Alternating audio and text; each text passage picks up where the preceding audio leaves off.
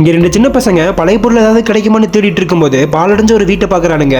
உடனே ரெண்டு பேரும் சைக்கிள் இருந்து இறங்கி வேகமா அங்க போய் அந்த வீட்டோட டோர் ஓபன் பண்ணி உள்ள போய் பாக்குறாங்க. இந்த இடம் ஃபுல்லா ஒரே பாலடைஞ்சு தூசியும் திரும்பமா இருக்கு. இப்ப அவங்க ரெண்டு பேரும் அங்க இருக்க பழைய பொருளை எடுத்து வச்சிட்டு இருக்கானுங்க. அதுல இருக்க ஒருத்தன் கை வச்சுட்டு சும்மா இருக்காம அங்க இருக்க பூனை பொம்மை சிலை இழுக்கிறான். பார்த்தா அது அவன் கையோட வந்துருது. அது மட்டும் இல்லாம அந்த சிலை உடஞ்ச உடனே அதுக்கு கீழே ஒரு சின்ன டோர் ஒன்னு ஓபன் ஆகுது. இன்னொருத்தன் அதுக்குள்ள ஒரு பெட்டி இருக்கிறத பார்த்துட்டு உள்ள போய் அந்த பெட்டியை வெளியே எடுத்துட்டு வந்து ஓபன் பண்ணி பாக்குறாங்க. பார்த்தா அதுக்குள்ள ஒரு புக்கும் ஒரு கீயும் இருக்கு. அந்த கீயை வச்சு அந்த புக்கை ஓபன் பண்ணி அதை படிக்கும்போது இந்த பக்கம் பெட்டியில ஒரு பொம்மை தானாவே உருவாகுது. இப்ப இவங்களுமே அந்த பொம்மையை எடுத்து வச்சுட்டு வீட்டுக்கு போலான்னு சொல்லிட்டு வெளியே வராங்க.